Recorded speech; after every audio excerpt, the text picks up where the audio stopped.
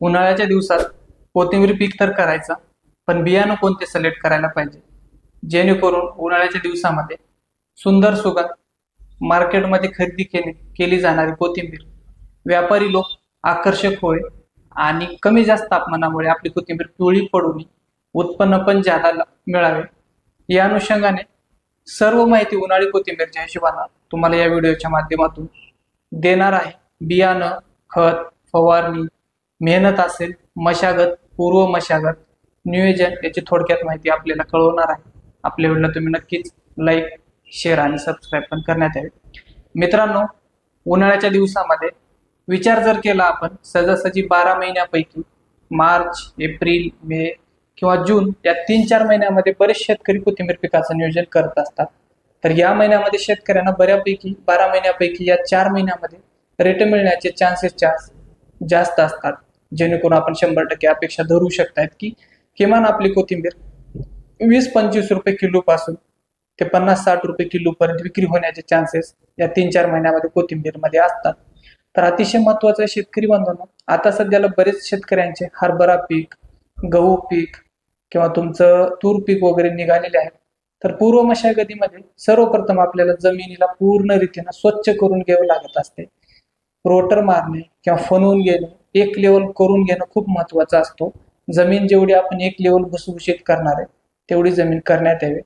जमीन शक्यतो करून काळी मध्यमची जर असेल तर बेस्ट राहील, जेणेकरून पाण्याचं योग्य नियोजन होईल, पाणी जास्त दिवस टिकून राहील. काळी जमीन असेल तर उत्तमच, जेणेकरून आर्द्रता टिकून असते. तशी जमीन तुम्ही सिलेक्ट करू शकता. येतं एकरी बियाणं या दिवसामध्ये बरेच शेतकरी, हा राहिला विषय की बियाणं कोणते सिलेक्ट करायला पाहिजे, जसं की मी व्हिडिओच्या स्टार्टिंग मध्ये तुमच्याशी म्हणलं, कास्ती गावरान व्हरायटी तुम्ही सिलेक्ट करू शकता. लागवडीपासून 40 दिवसामध्ये व्हरायटी काढायला येते. मार्केटमध्ये सुगंध पण आहे या व्हरायटीला. व्यापारी लोक या व्हरायटीला खरेदी पण करत असतात. 2.5 टनापासून ते 3.5 टन पर्यंत उत्पन्न एकरी या व्हरायटीचं निघत असतो. हे व्हरायटी तुम्ही सिलेक्ट करायला काहीच हरकत नाही. पाणी नियोजनासाठी बरेच शेतकरी आता सध्याला रेन पाईपचा वापर करत आहेत. तुम्ही म्हणत असाल की रेन पाईप अगोदर नव्हता, आता सध्यालाच का म्हणतायत? मित्रांनो, आमच्या अनुभवानुसार गेल्या 7-8 वर्षापासून आम्ही कोथिंबीर शेती करतायत, पाहत असतोय, शेतकऱ्यांना मार्गदर्शन करतायत. जिथं उन्हाळ्याच्या दिवसामध्ये रेन पाईपचा वापर आहे तिथली कोथिंबीर योग्य उगवण, कमी दिवसामध्ये कसल्याही प्रकारचे रोगराई नाही. अतिशय महत्वाचं आहे, पाणी वेळेवरती जातो. कमीच पाण्यामध्ये उत्तम शेती रेन पाईपवरती होते. तेच पाणी स्प्रिंकलरने असेल तर शेतकरी बांधवांना उगवण व्हायला तर होत असते, पण वेळोवेळी पाणी देणे शक्य होत नाही. पानावरती माती उडून, माती गरम होणे, पानावरती चटके बसणे, असे बरेचसे प्रकार शेतकऱ्यांना जाणवत असतात. म्हणून शक्यतो करून आम्ही स्प्रिंकलरचा वापर करत नाही. राहिला विषय फ्लडचा, एखाद्या वेळेस तुम्ही फ्लडने पण करू शकता, पण शक्य असेल तर मित्रांनो रेन पाईप केलेलं उत्तम. फ्लडने माती थोडी घट्ट असल्यामुळं डायरेक्ट सूर्यप्रकाश मातीवरती पडून माती घट्ट येऊन पानावरती पण हीट बसण्याचे चान्सेस असतात, म्हणून ते पण टाळण्यात यावे. जर ऑप्शनच नसेल, रेन पाईपचा खर्च एकरी 8-9 हजार रुपये होत असेल तर तुम्ही फ्लडने पाणी देऊ शकता. येतं फ्लडचं नियोजन करायला काही हरकत नाही, पण रेन पाईप बेस्ट राहील. अतिशय महत्वाचं आहे की पेरणीसाठी एकरी बियाणे या दिवसामध्ये 40 किलो पर्यंत वापर करण्यात यावे. मित्रांनो, 2 ओळीतील अंतर 9 इंचाचं, जमिनीमध्ये 1.25 इंची पर्यंत बियाणं खोल पडावं, या हिशोबाने ट्रॅक्टरची सेटिंग आपल्याला ठेवावं लागत असते. रेन पाईपनं जर पाणी देणार असेल तर सारं किंवा वाफ सोडायची काहीच गरज नाही, एक लेवल आपली उगवण होत असते. पाणी नियोजन शक्यतो करून 1 दिवस आड देत राहावे किंवा 2 दिवस आड पाणी देणे शक्य आहे.